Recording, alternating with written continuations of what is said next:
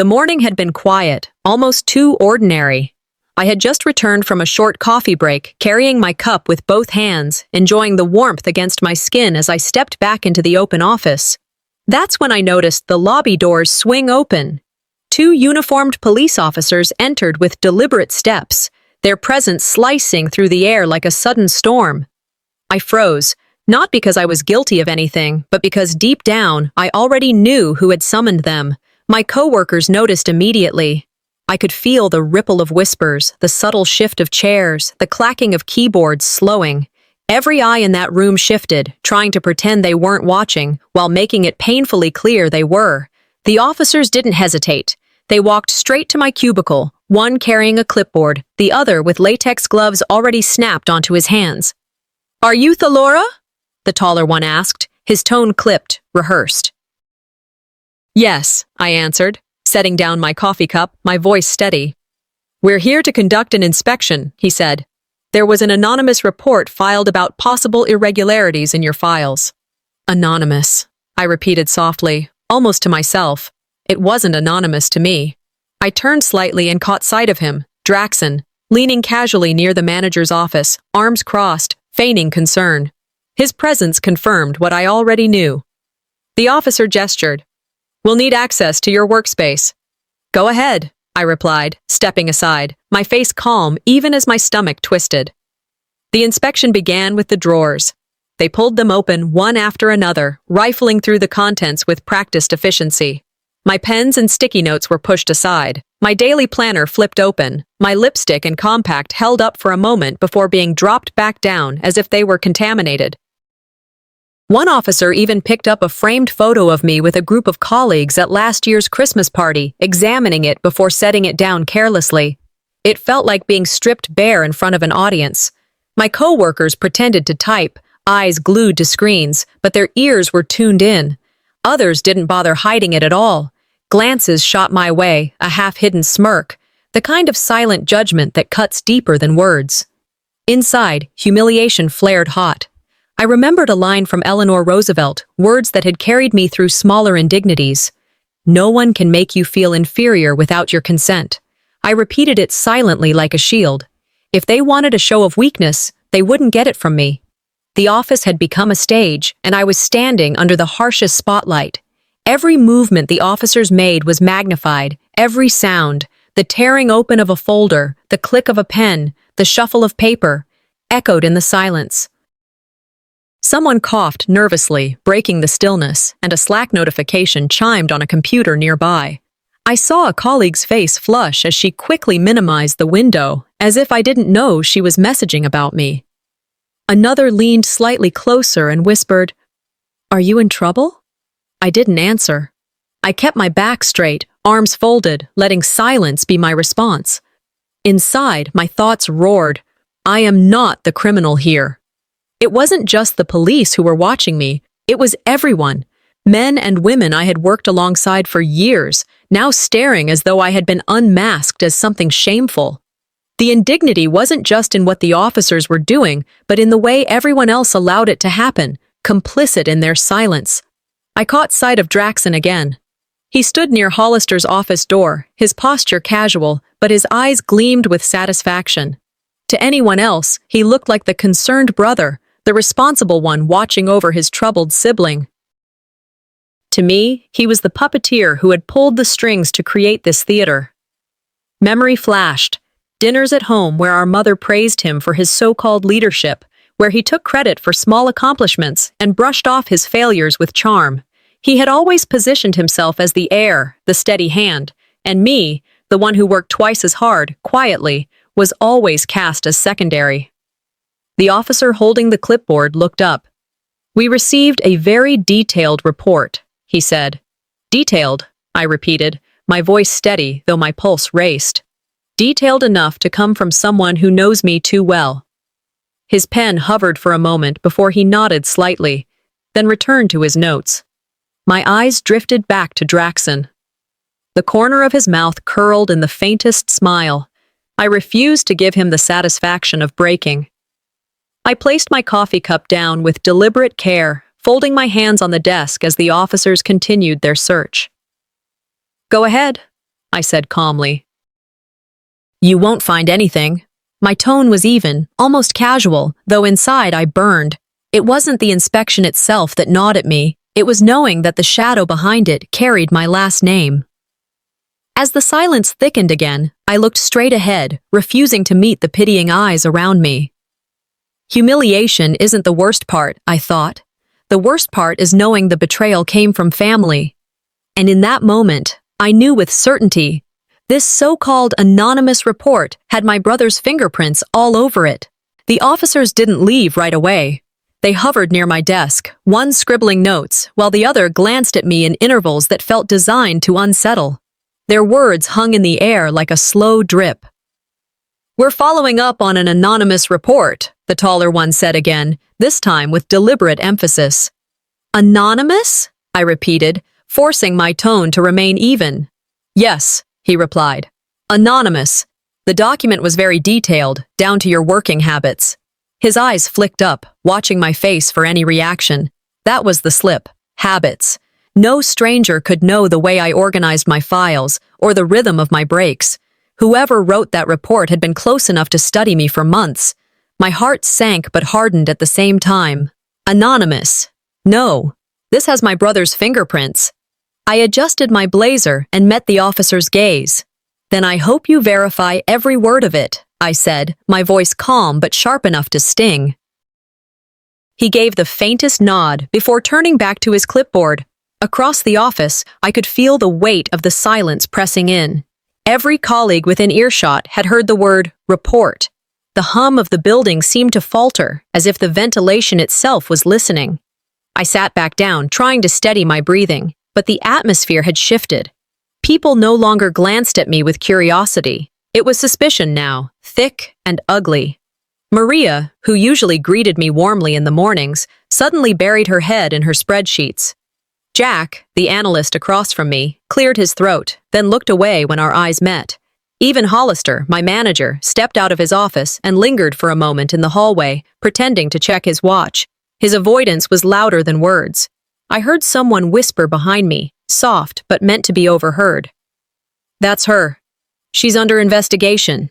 It was astonishing how quickly years of work could dissolve into rumor. I remembered an old saying Americans pass around like a warning. Reputation takes years to build, seconds to destroy.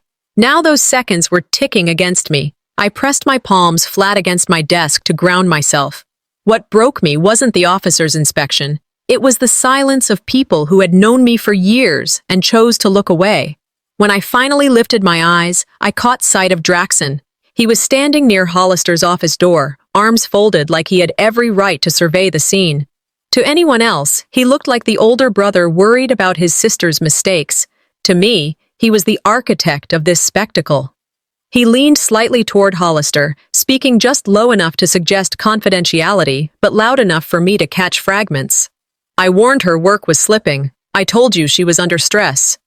The smirk that flickered across his face was hidden from the others, but not from me. My jaw tightened. Betrayal by strangers wounds the skin. Betrayal by blood sears the bone. For the first time, I realized he wasn't simply trying to embarrass me. He was trying to erase me. Inside, I whispered a vow. I won't be his casualty. Not now, not ever. Then my phone buzzed. The vibration rattled against the desk, slicing through the heavy silence. I turned it over, and there it was. A message from Draxon. Don't panic, sis. If you admit to a few small mistakes, I can protect you. I'll make sure this doesn't ruin you. The glow of the screen reflected against my palm. My breath caught.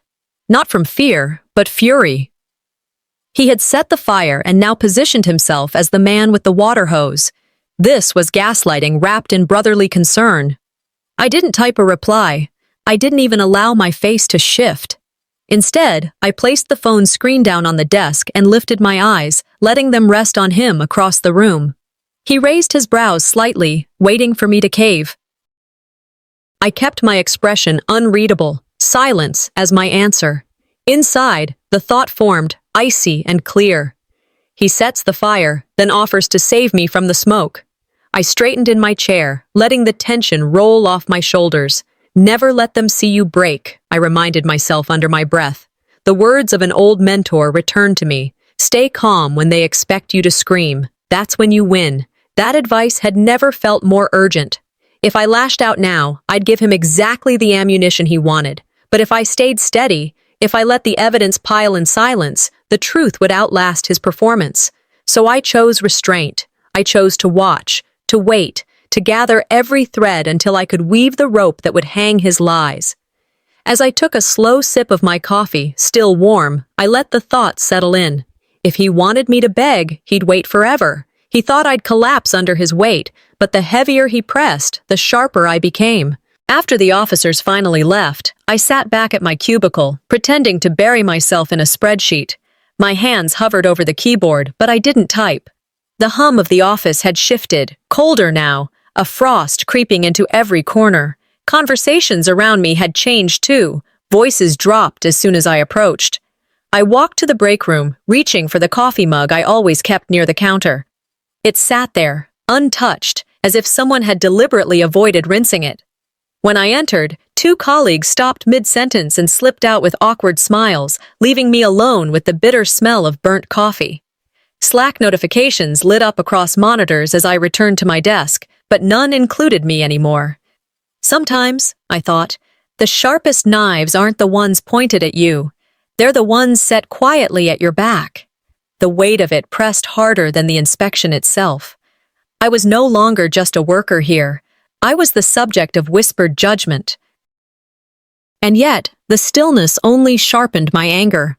It wasn't the first time Draxon had played this game. Sitting there, trying to appear composed, memories rose like smoke. I remembered when we were kids. Our mother would ask us to do chores. I'd scrub the counters until my fingers hurt, while Draxon wandered in at the last minute, towel over his shoulder, just in time for her to praise him. "Look at Draxon, always helping out," she'd beam, while I stood there with soap still dripping from my hands. At school, we once worked on a science project together. I spent hours building the model, cutting cardboard and gluing pieces late into the night. At the presentation, he did all the talking, pointing at the project as if it were his. The teacher shook his hand, telling him what a bright young man he was. I sat in silence, invisible. And then family dinners. I'd bring up achievements at work, new clients, projects completed, but my mother would redirect the spotlight. "Your brother has such a gift for leadership," she'd say, as though my years of effort were just background noise. Maya Angelou's words echoed in my mind. When people show you who they are, believe them the first time. Draxon had shown me his pattern from the start. Every act of dismissal, every theft of recognition had been rehearsal for this day. I pressed my hands flat against the desk, steadying myself. Bitterness was giving way to clarity. By lunch, the silence of the office had become unbearable.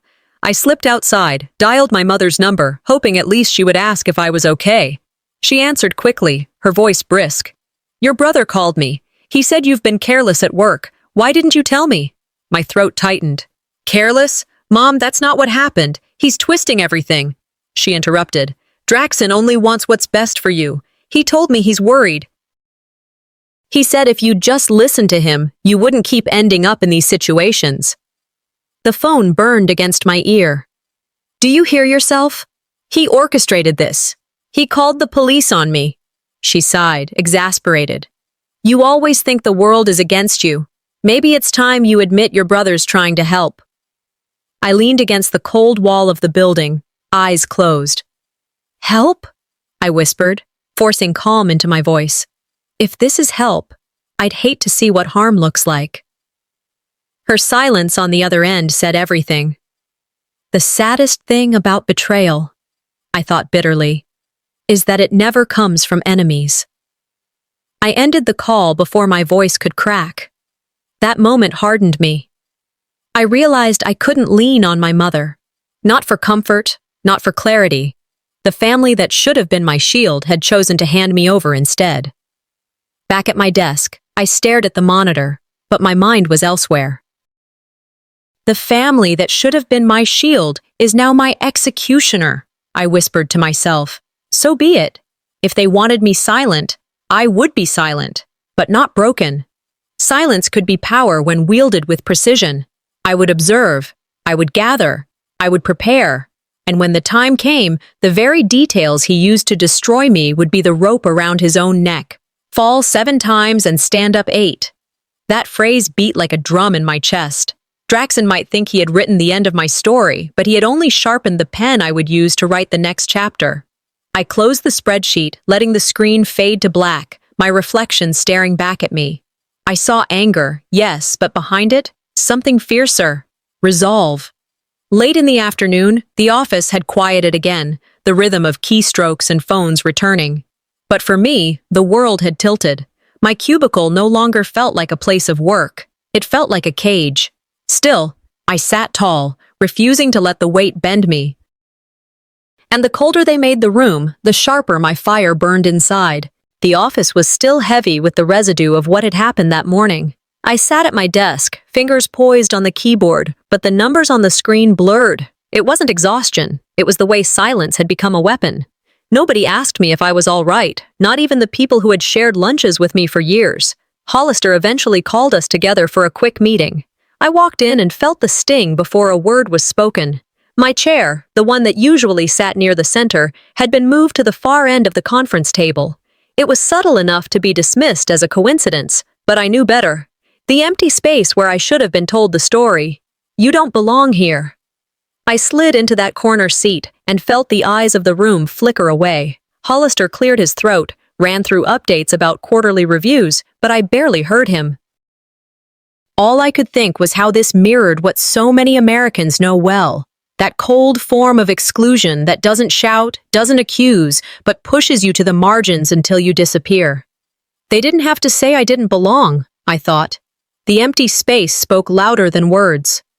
My lips tightened into something like a smile, but it wasn't warmth, it was steel. When the meeting ended, Draxon wasted no time approaching my desk. His voice carried just enough for those nearby to overhear. If you need help cleaning this up, you know I'll stand by you. The gall of it nearly made me laugh. He tilted his head, wearing that polished mask of concern he had perfected over the years. But every syllable was meant to humiliate, to cement in the minds of my coworkers that he was the responsible brother, the protector. I didn't look up at him. I simply adjusted a stack of papers and said nothing.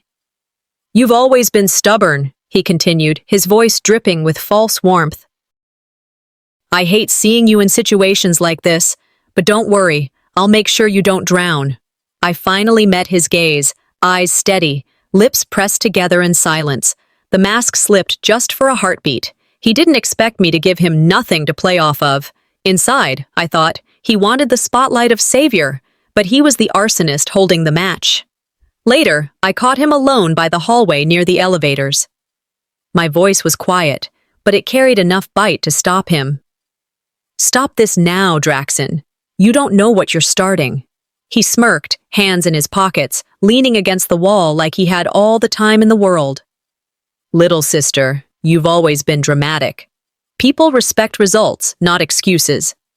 I stepped closer. You're crossing lines you can't uncross. Is that a threat? His eyebrows arched in mock surprise. You should be careful. You wouldn't want to look unprofessional on top of everything else. You think this is about a job?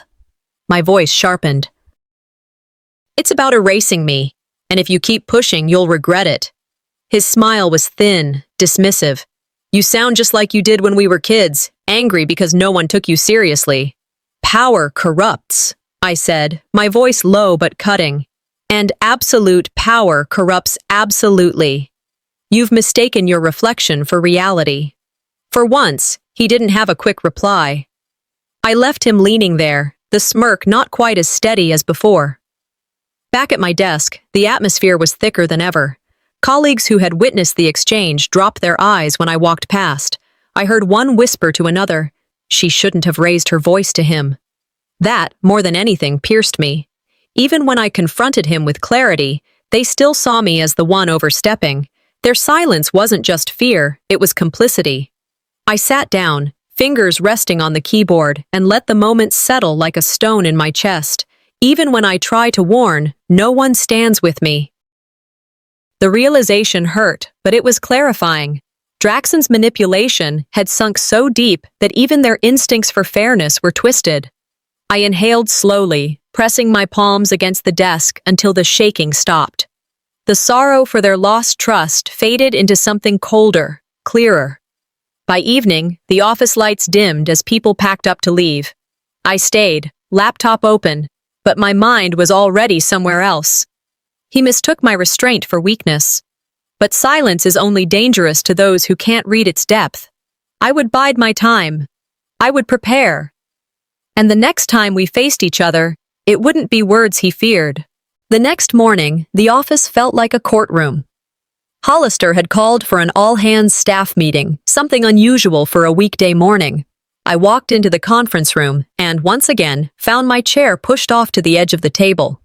The symbolic exile was clear. I wasn't at the table. I was at the fringe.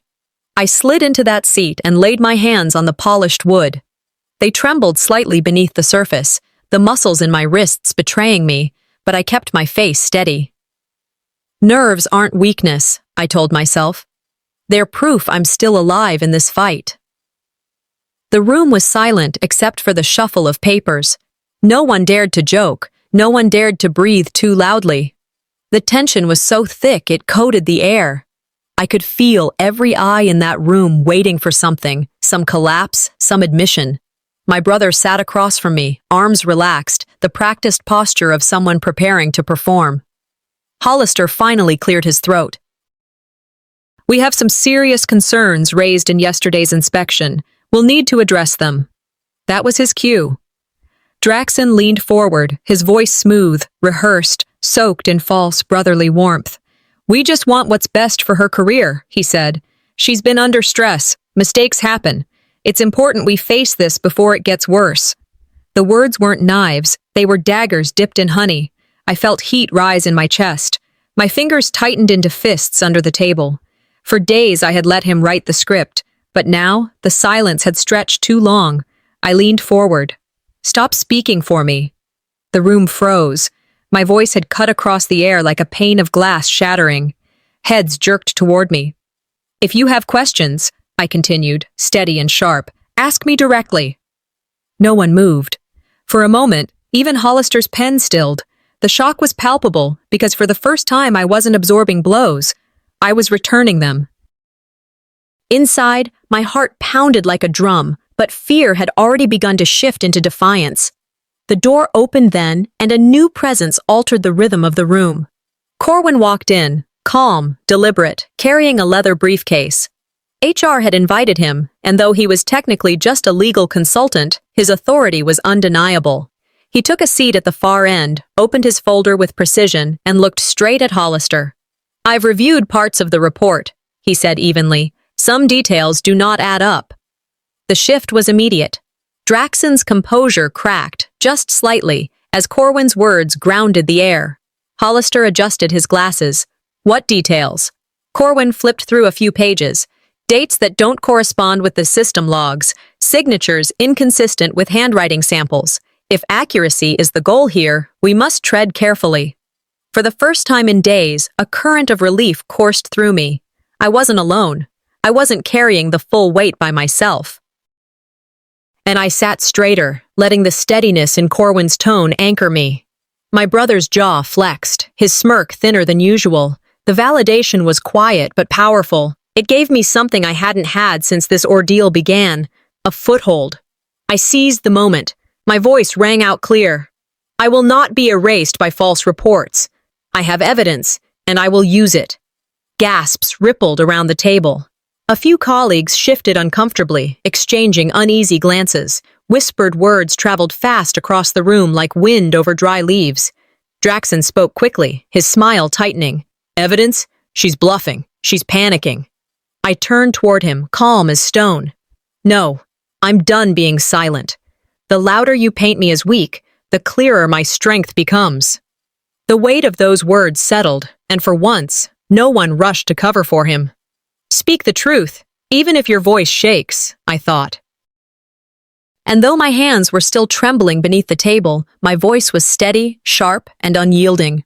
The meeting adjourned abruptly after that. Hollister's gavel wasn't necessary. The silence was verdict enough. Colleagues packed their things quickly, eyes darting between me and Draxon, but few dared to linger. As I walked out, Corwin joined me, his voice low enough that only I could hear. "Stay patient," he said. "Silence can be more powerful than noise." I nodded, my steps firm as I left the building with him. For the first time since this began, I felt the ground steady beneath me. I was no longer isolated. My brother thought my silence was fear, I thought, but he was about to learn it was strategy. Midweek mornings in the office usually carried a steady rhythm, phones ringing, muted laughter from the break room, keyboards clicking like rain, but that morning, everything was still. When I walked into the conference room, the silence carried the weight of a verdict. 2 officers were already seated, stiff-backed, with a sealed envelope on the table between them. The edges of the paper looked too crisp, too deliberate. One of them tapped the envelope with his gloved finger. "We found these documents during further inspection," he announced. The sound of tearing paper echoed as they opened it. Outspilled contracts with my signature, emails riddled with errors I never sent, and notes with my name scrawled across the top. Each page was a weapon aimed squarely at me. Hollister's eyebrows furrowed as he leaned in. Around the room, colleagues shifted, some whispering behind their hands. My chest tightened, not because the papers told the truth, but because they told lies so convincingly they almost looked real. Inside, fury burned hot. Another setup. Another stage he built to see me fall. Hollister picked up one sheet and began to read aloud. An email to a client. Incorrect policy terms quoted. Sent under your account. His voice trembled slightly, as though even he couldn't believe it. Someone muttered, "Could it be true?" The words stung like acid. I straightened in my chair. My face stayed calm, though my insides churned. "That is not my handwriting. That is not my timeline," I said, voice sharp enough to cut. The shorter officer responded, "It was found in your drawer." "I don't care if it was found taped to my desk," I snapped. "It isn't mine." The room thickened with unease. Years of work had been reduced to a stack of falsified pages, and it hit me with the weight of a stone. They were measuring me not by my record, but by a forged page in a folder. Of false records, Americans fear them because they can ruin a career faster than any mistake ever could. I refused to flinch. Check the dates, check the logs. The truth is in the system, not on paper. The door opened, and HR entered with someone trailing nervously behind. My stomach dropped when I recognized her. Zarina, the junior associate, still green, eager to climb. She wrung her hands before speaking. I saw her skip protocols.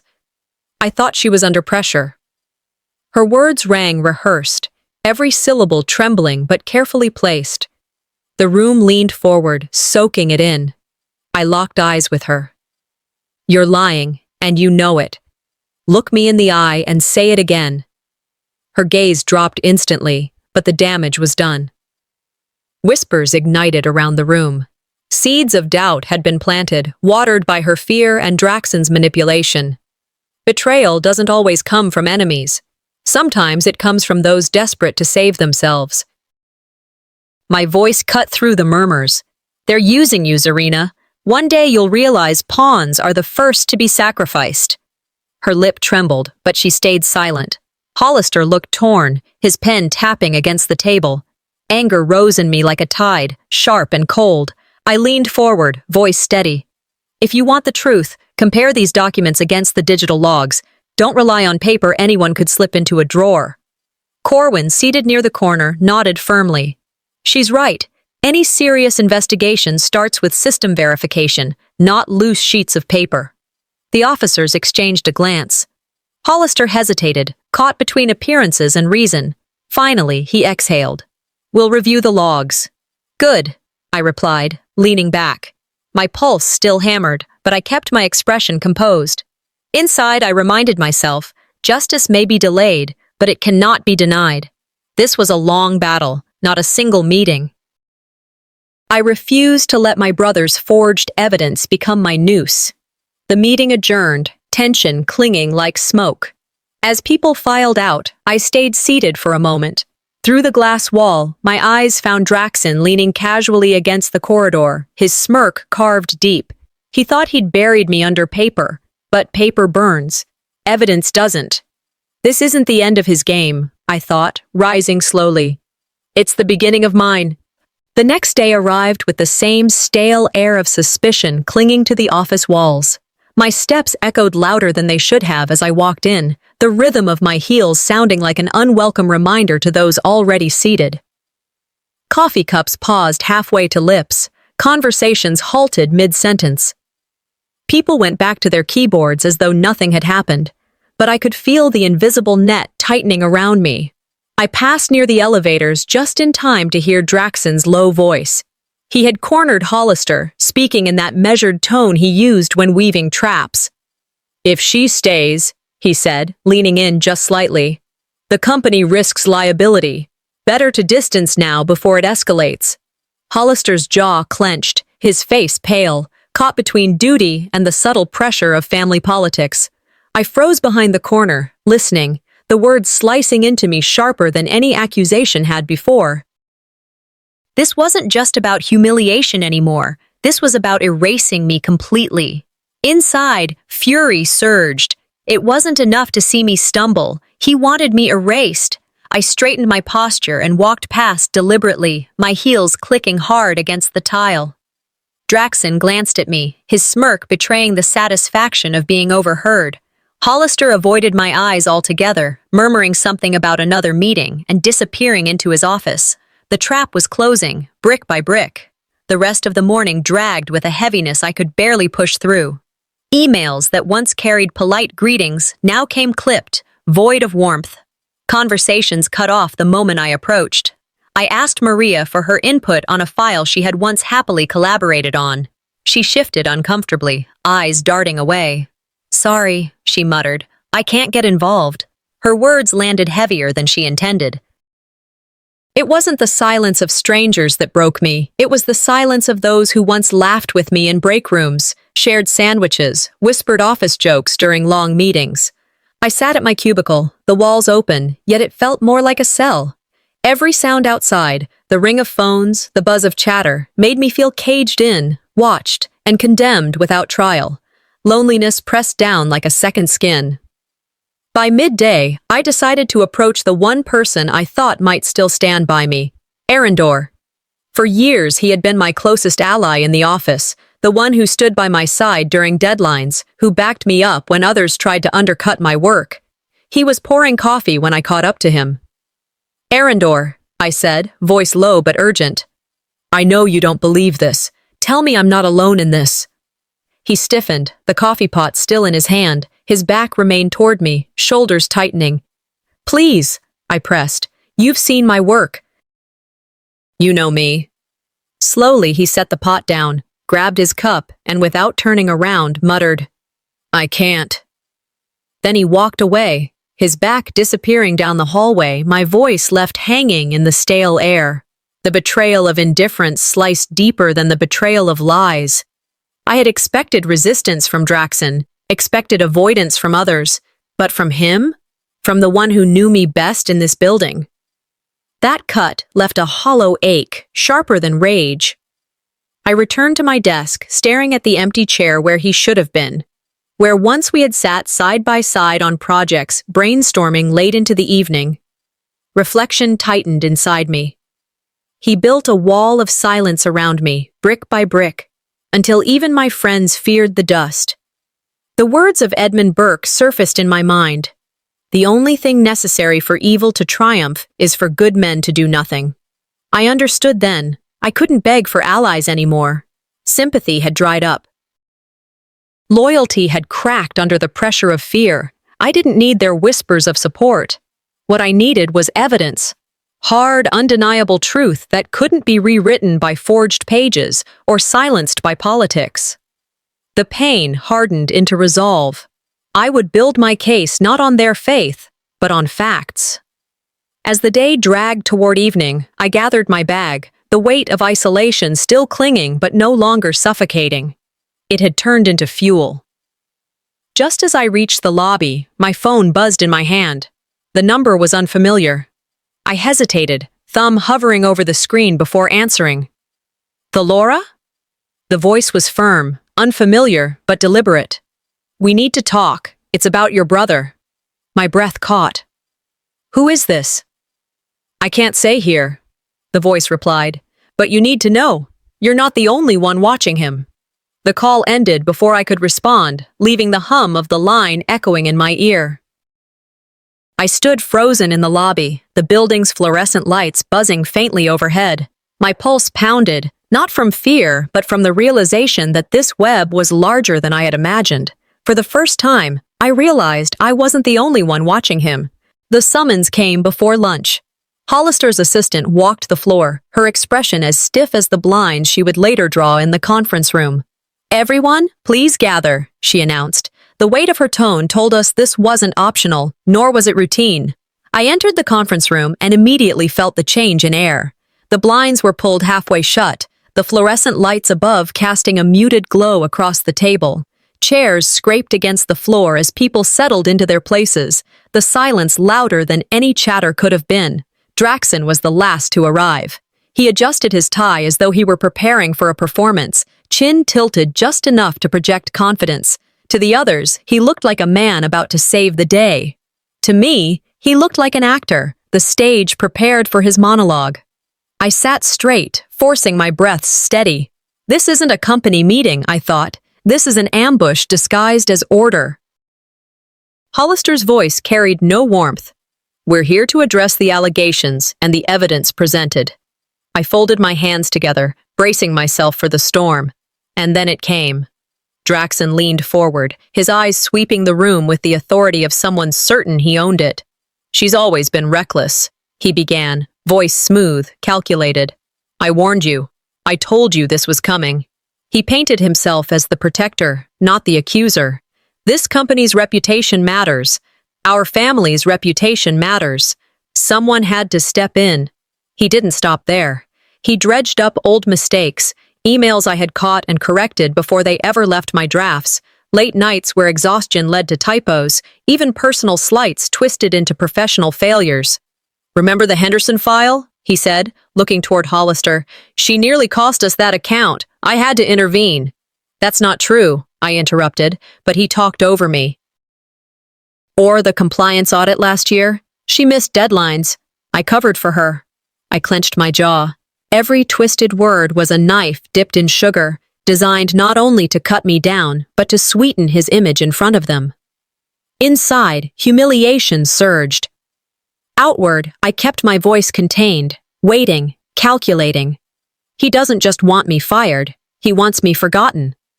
Finally, I couldn't let his lies pile any higher. My voice cut through his next sentence. "Enough." The room jolted into stillness. He stopped mid-word, eyebrows arching as if astonished that I dared to interrupt. "Stop writing my story with your lies," I said, my words sharp, clear. Hollister shifted in his seat, uncomfortable. A few colleagues avoided my gaze, but I pressed on. "You talk about the Henderson file. That file was corrected within 10 minutes, and the audit last year? I wasn't late." "The records are there for anyone willing to look instead of listen to your rehearsed speeches." The discomfort in the room grew palpable. People shifted, whispering, their eyes darting between us. "My silence," I continued, "has been your stage, but I will not be your script anymore." Draxon opened his mouth, but no words came. For once, the rhythm was mine. Inside, I felt the shift. My silence had been his stage, my words just turned it to ash. The door opened quietly, but what followed was anything but quiet. Corwin entered, his presence heavy and deliberate. He placed a folder on the table, sliding it toward the officers seated at the far end. "I believe these details are relevant," he said. The officer flipped through the pages, his brows knitting together. He looked at Hollister, then at the rest of us. "The document in question did not originate from her account." A hush spread across the room. Corwin continued, his voice steady. "Digital logs, printer metadata, even security camera snapshots, all show the same pattern. These pages weren't hers. The print job itself carries a username." The officer turned the page so we could all see. The screen captures displayed clear as day, the username linked directly to Draxon. Gasps broke the silence. I looked around, watching colleagues' eyes widen, whispers die in their throats. Even Hollister's face blanched, his pen slipping from his hand. Inside, my reflection burned. The truth wasn't a roar. It was a cold, undeniable click of data. Draxon's face shifted, the smug confidence cracking. He leaned forward, trying to recover. "This doesn't prove intent," he muttered. "Anyone could—" "Anyone?" I interrupted, my voice calm, unwavering. No lie survives the daylight. The room hung in silence, the balance tilting visibly. For the first time, the weight of evidence was no longer on me. It was on him. I sat back, letting the quiet stretch. This was only the first layer of what I knew, but it was enough for now. For the first time, he looked at me not as his little sister, but as his reckoning. The morning after the confrontation, the office felt brittle, like glass about to crack. I walked through the rows of cubicles, and though no one spoke, whispers still floated behind me. Heads turned too quickly, eyes dropped too late. Some colleagues glanced with curiosity, others with fear, but all of them avoided being caught in my gaze. "It isn't over," I told myself as I placed my bag beside my desk. "This is only the pause before the next strike." The pause didn't last long. Hollister appeared at my cubicle, his face drained of color, his voice clipped. "Conference room, closed door, now." The officers were already there when I entered. Papers were stacked neatly before them, laptops open. The blinds were half drawn again, turning the room into a box of shadows. My pulse beat steady in my throat. The air carried the scent of anticipation, like a storm waiting to break. One of the officers cleared his throat and adjusted his glasses. "We've traced the original call that initiated the complaint." I kept my face still, but my heart leapt. He looked at me directly, then turned his eyes toward the others in the room.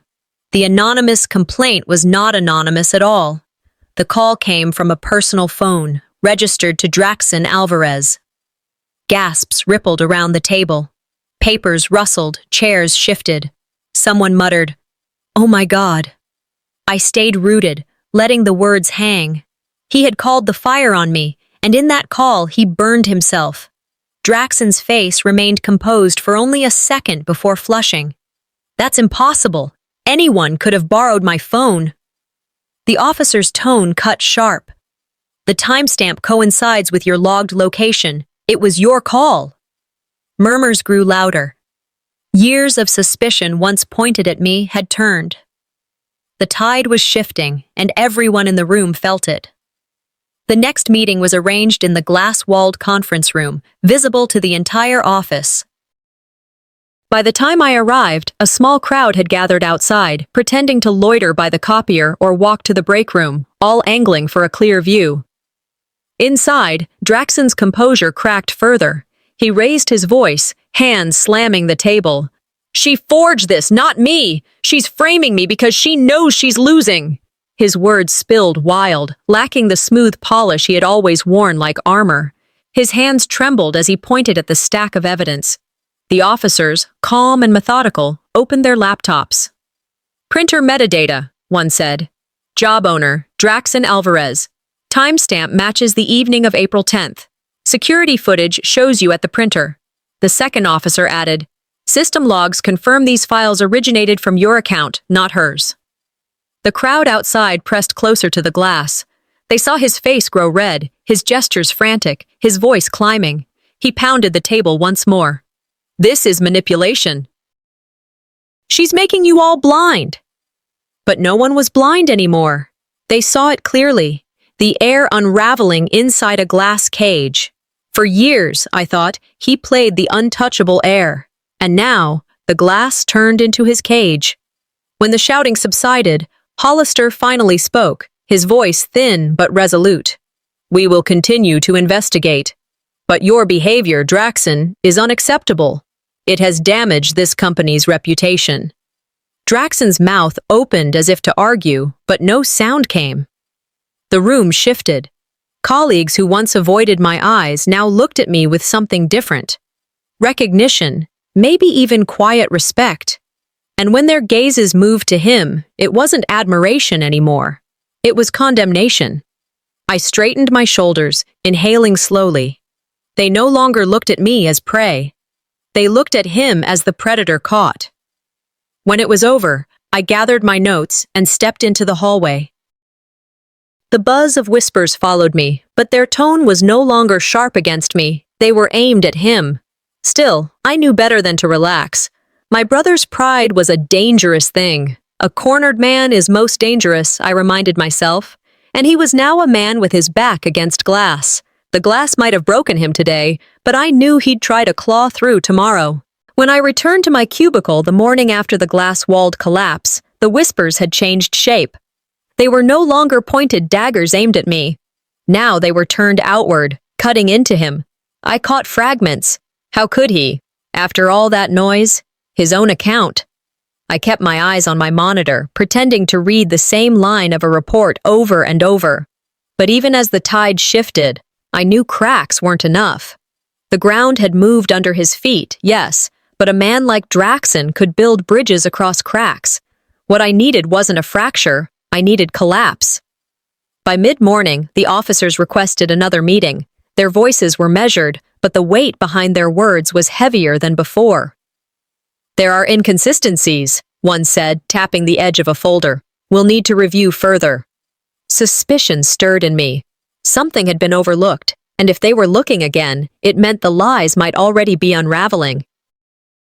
I rose, smoothed my blazer, and followed them back into the conference room, bracing for the next wave. The atmosphere was tighter than ever.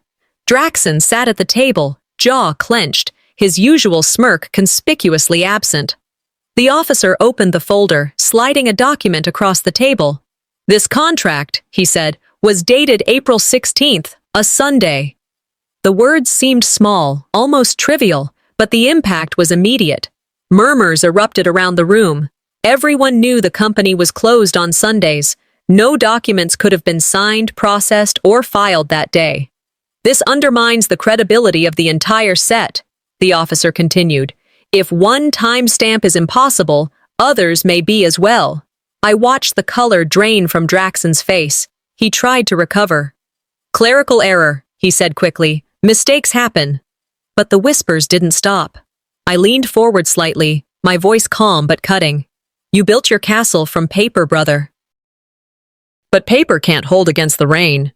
Colleagues exchanged glances, some even nodding faintly. Trust in him was eroding. The officer closed the folder and looked around the room. "We'll be auditing every page." The pace had quickened, the unraveling begun. Vindication swelled in me, not a loud victory, but a steady one, the kind that lasts. As questioning continued, one officer slipped. He was scrolling through his laptop when he muttered, almost to himself, "This pattern matches another case we're already investigating." The room stilled. My head snapped toward him. "What did you say?"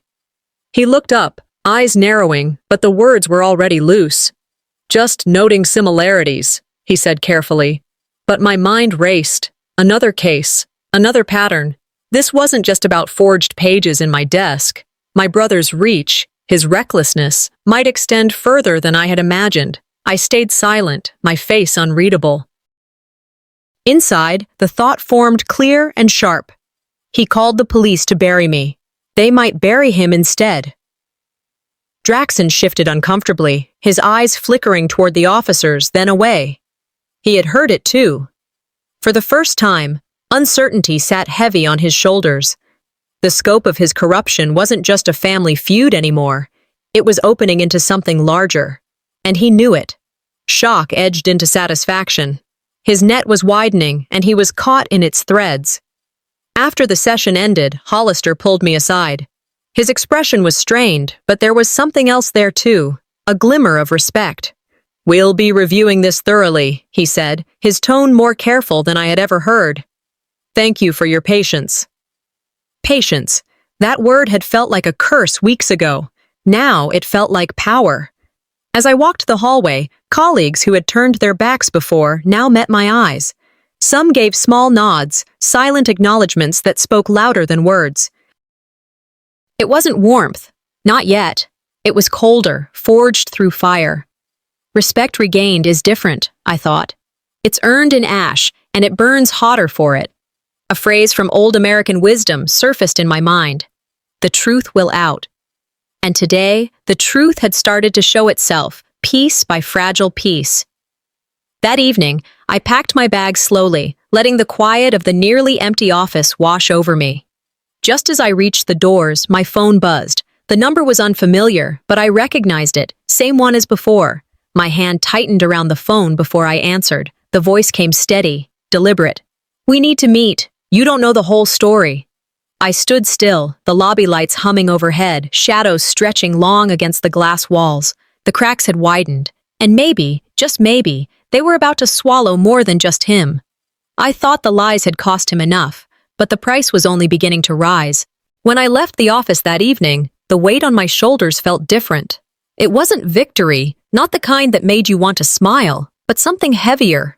Exhaustion clung to me like a second skin. People think winning feels like triumph, but in reality, it often feels like collapse held upright by sheer will. Downtown Houston pulsed with its usual life, traffic lights blinking red and green, horns blaring, people rushing to restaurants and bars. The city moved forward as if nothing had shifted, yet I walked through it as though my life was suspended mid-air. I looked at the lit windows of high-rises, wondering how many stories like mine were playing out behind glass walls, people betrayed by those who should have protected them, siblings sharpening knives instead of offering hands. Was family really a bond or just a burden draped in obligation?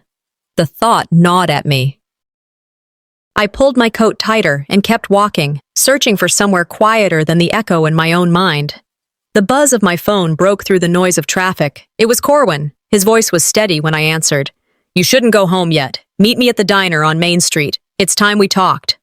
Minutes later, I sat across from him in a vinyl booth that smelled faintly of coffee and fried onions. The fluorescent lights buzzed overhead, softer somehow than the glare of office bulbs. He studied me for a long moment before speaking. "Most people would have broken, Thalora. But you didn't." I let out a dry laugh. "I thought I did. More than once." "You're still standing," he said firmly. "That's what matters." For the first time all day, my chest loosened slightly. Gratitude flickered where bitterness had lived for weeks.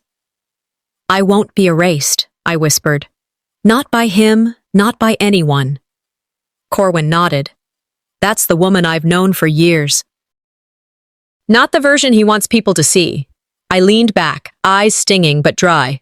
"Thank you for seeing me when everyone else decided not to." Our plates arrived, but neither of us touched the food. Corwin stirred his coffee and sighed. "I'll admit something I should have told you earlier. I saw signs of this long ago. Draxon's arrogance, the way he carried himself.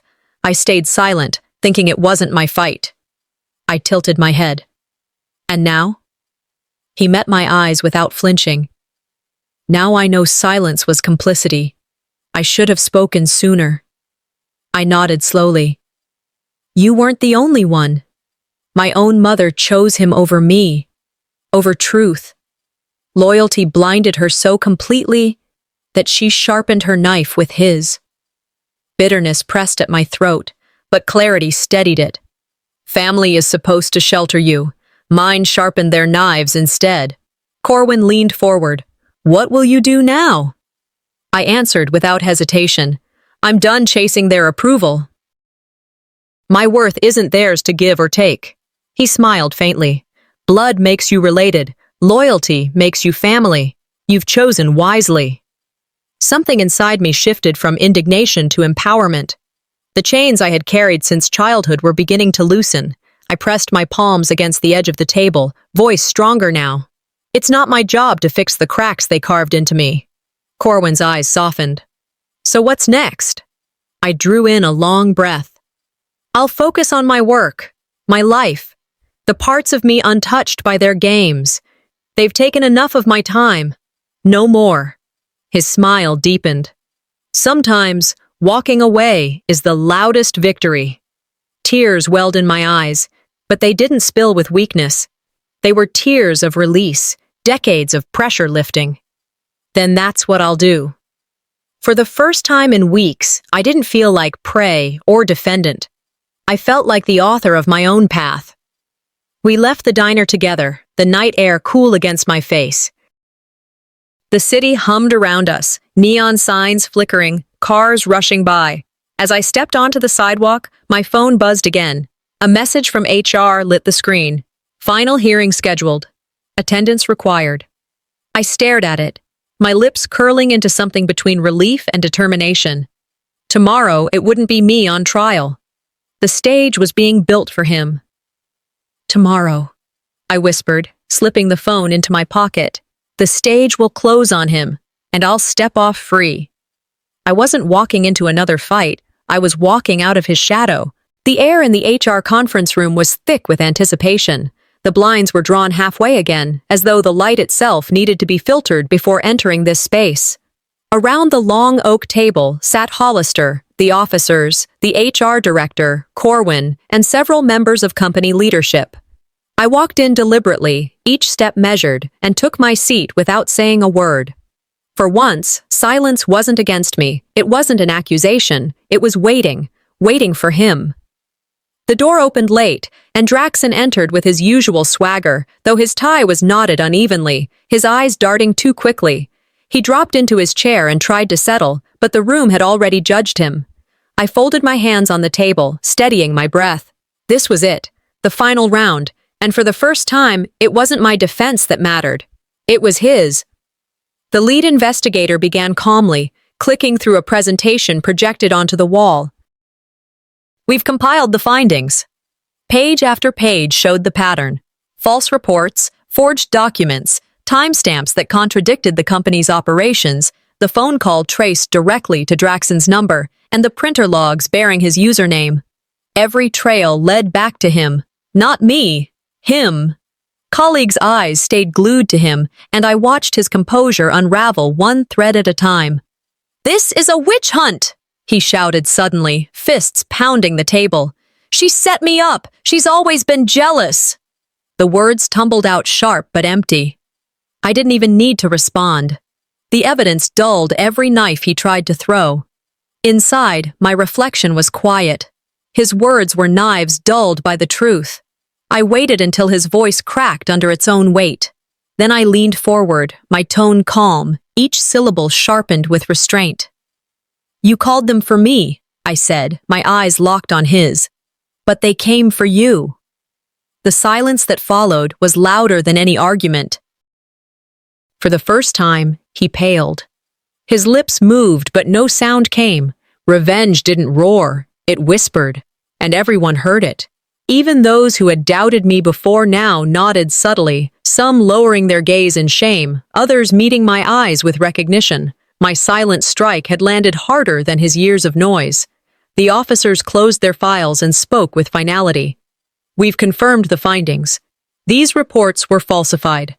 The complaint was traced directly to Mr. Alvarez. Further legal action is underway." Draxon tried to protest, but his voice cracked again. "You don't understand. This isn't what it looks like." But it was exactly what it looked like. I leaned back, breathing evenly, and finished it. "Truth leaves a trail. You left yours all over the paper you thought would bury me." The phrase I had once whispered to myself now became prophecy fulfilled.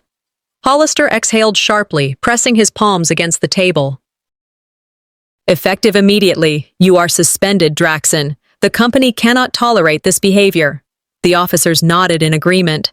HR noted aloud that favoritism had blinded leadership too long, that silence had allowed this to fester. And though my mother wasn't there, her absence was louder than presence. Her silence had been complicity. He tried to bury me with paper. Instead, the paper buried him. When the hearing ended, I stood, chairs scraped back, some colleagues rising instinctively as if acknowledging the shift. No applause, no congratulations, just the silence of respect. I stepped into the bright Houston sun, and for the first time in months, the light didn't feel like an interrogation lamp. It felt like freedom. Walking toward my car, I glanced at the phone buzzing in my hand. Missed calls from Malis. I didn't answer. I didn't need to. I breathed deeply, the city humming around me. I didn't win because they believed me. I won because I never stopped believing myself. He thought he wrote my ending, but I was always the author of my own story.